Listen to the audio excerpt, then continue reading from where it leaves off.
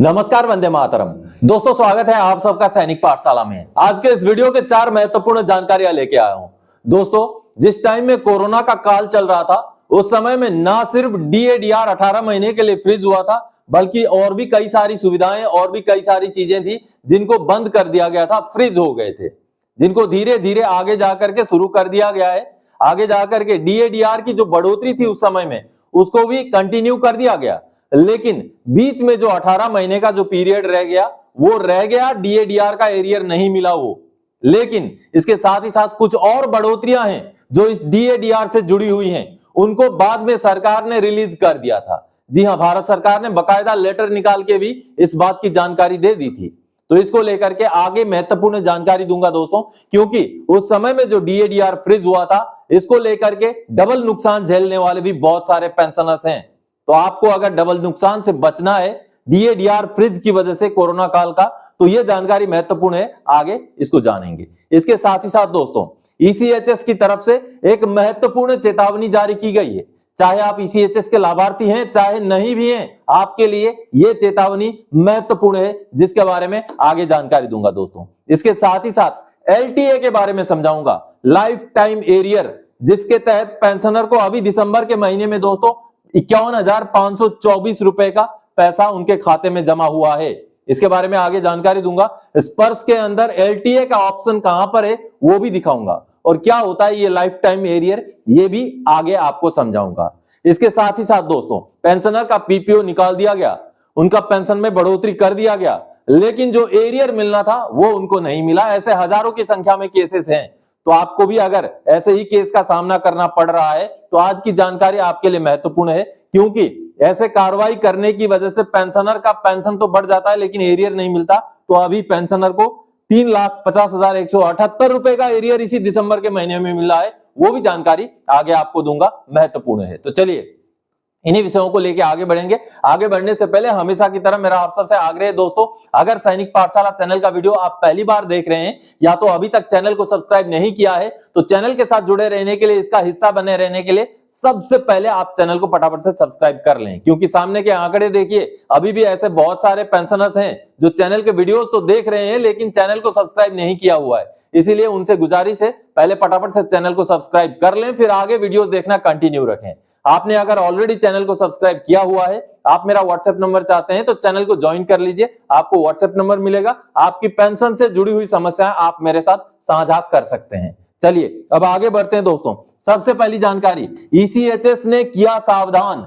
चाहे आप लाभार्थी ना भी हो, ध्यान से सुने और समझ लें। जी हां दोस्तों, ECHS के हेडक्वार्टर की तरफ से, यानी कि रीजनल सेंटर ECHS को जो है गाइडलाइन दिया गया है, पेंशनर से जुड़ी हुई, ECHS के लाभार्थियों से जुड़ी हुई जानकारी है। आप लाभार्थी नहीं भी है, तब भी आपके लिए यह चेतावनी महत्वपूर्ण है, क्योंकि इसके वजह से बहुत सारे हो सकता है पेंशनर्स शिकार बन जाएं, साइबर क्राइम का, साइबर फ्रॉड का शिकार बन जाएं। इसलिए आपको रहना है सचेत। चलिए लेटर जारी किया गया है, उसको देखते हैं दोस्तों। चाहे आप ECHS के लाभार्थी हैं, चाहे आप ECHS के लाभार्थी नहीं भी हैं, सामने जो लेटर देख रहे हैं आप, यह आपके लिए भी महत्वपूर्ण है। जी हां, लेटर तो ECHS का सेंट्रल ऑर्गेनाइजेशन से निकाला गया है, लेकिन यह लेटर सबके लिए अहम है, महत्वपूर्ण है दोस्तों।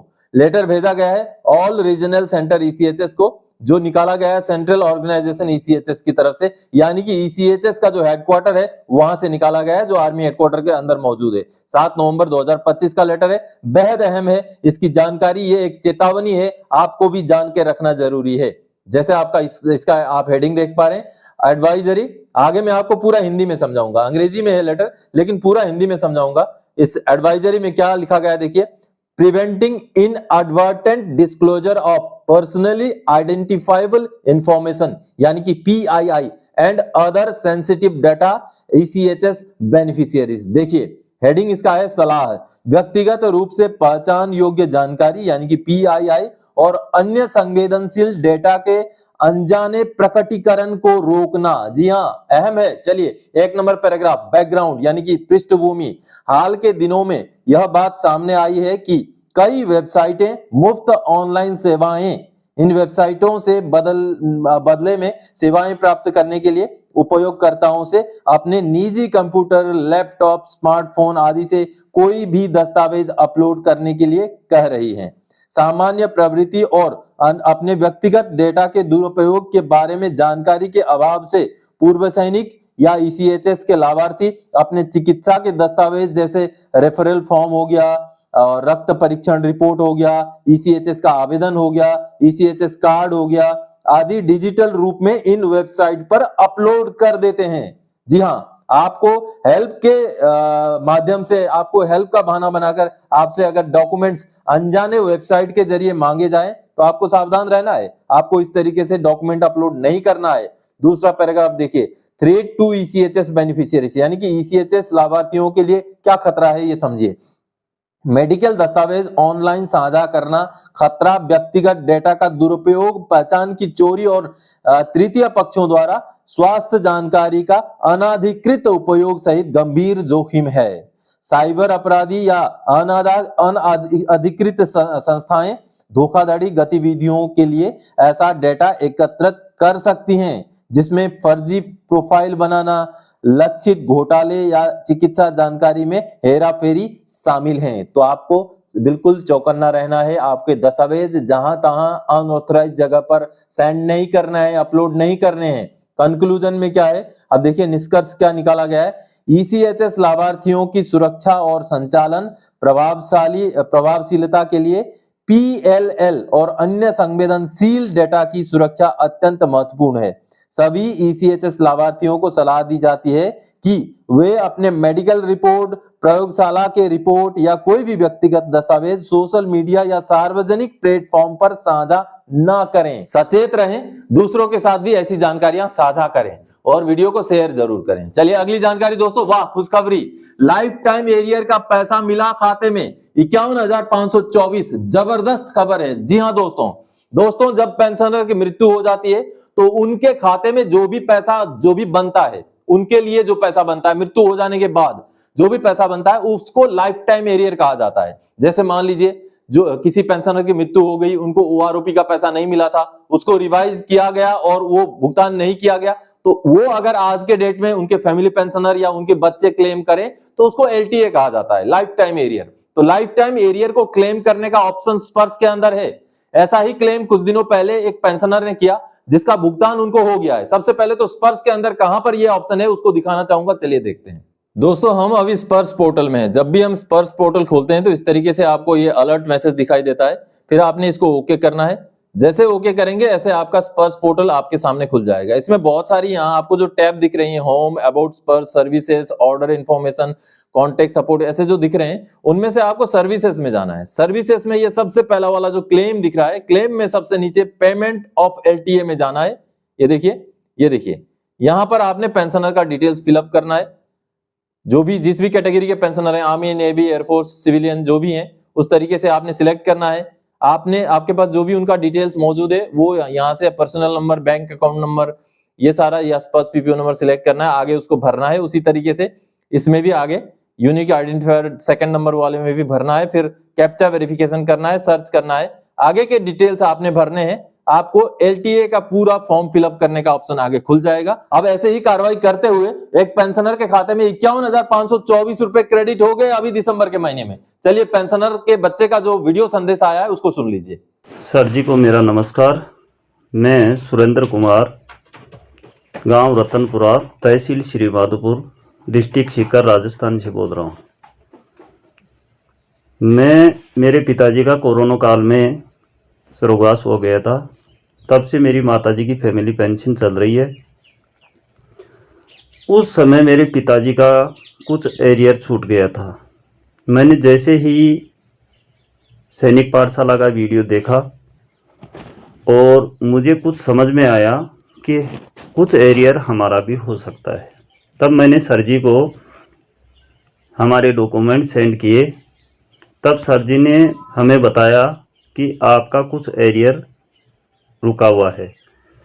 तो हमने सर जी के कहने से ग्रीवेंस डाला और कुछ ही दिनों में हमें कैलकुलेशन शीट प्राप्त हो गई।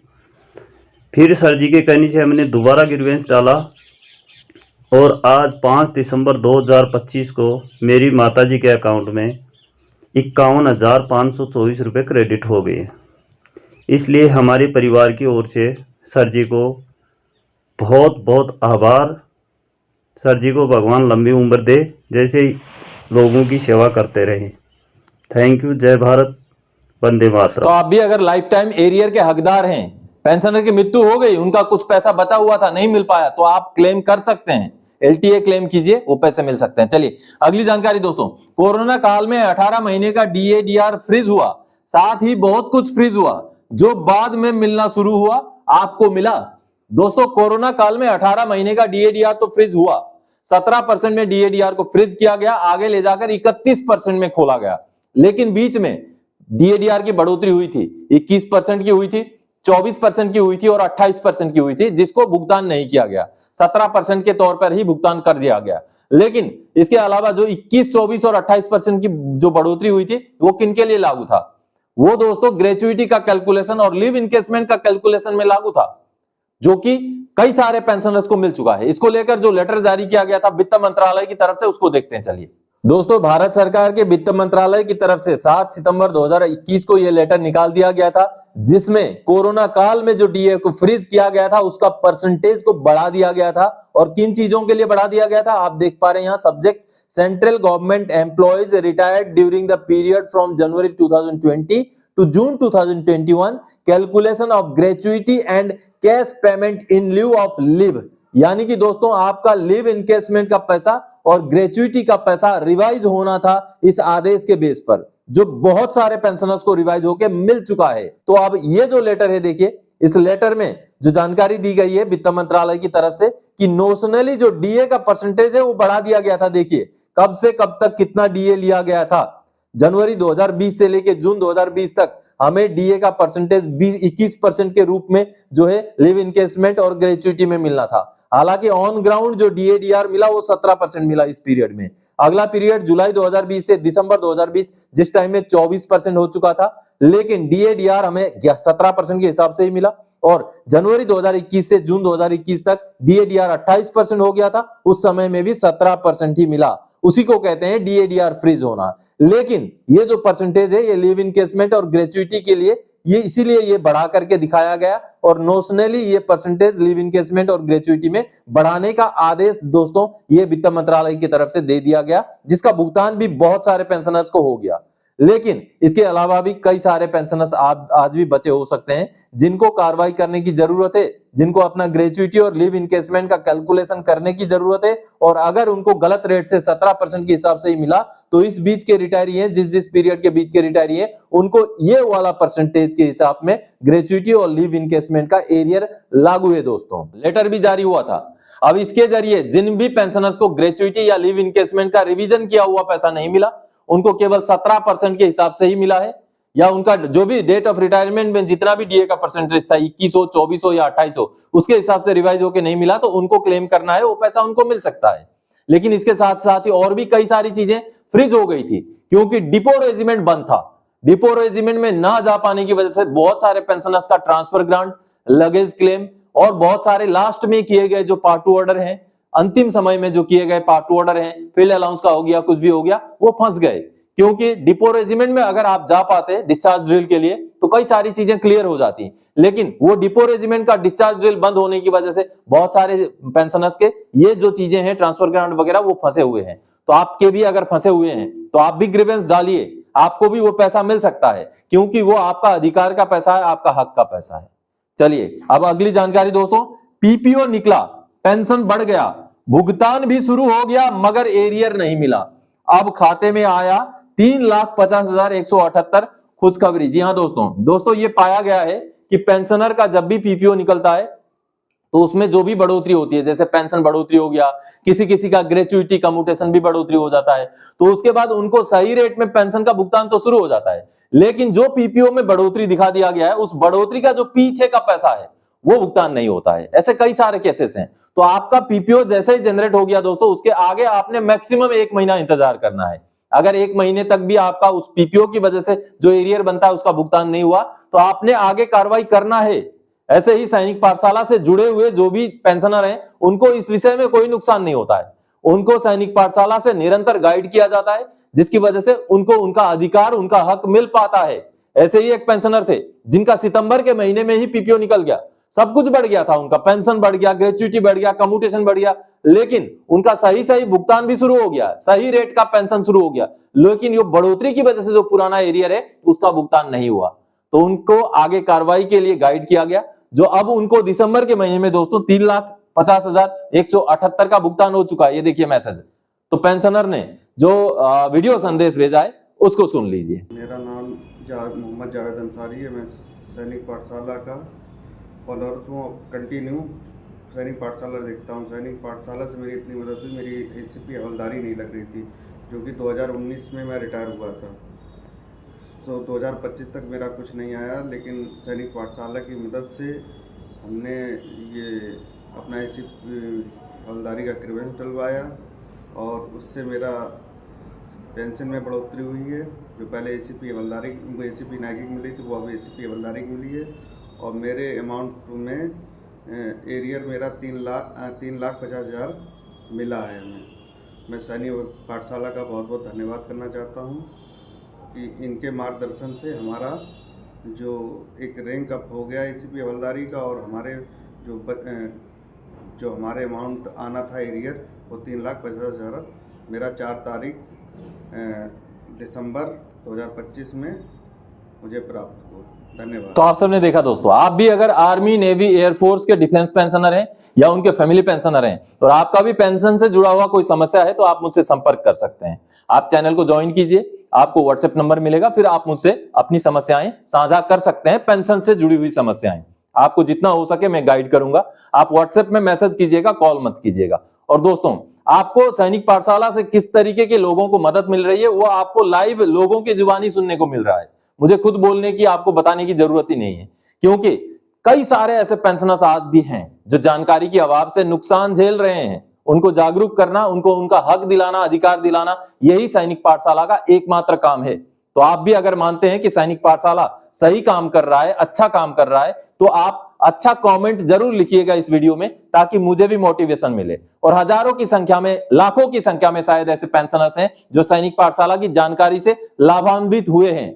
आप भी अगर ऐसे पेंशनर में से हैं तो जरूर कमेंट कीजिएगा, एक अच्छा सा कमेंट जरूर लिखिएगा ताकि मुझे मोटिवेशन मिले। तो दोस्तों, आज के इस वीडियो में इन्हीं जानकारियों के साथ आया था। आगे और कोई जानकारीदायक, आपसे सरोकार रखने वाला विषय लेकर मैं फिर से हाजिर हो जाऊंगा। तब तक के लिए जय हिंद दोस्तों।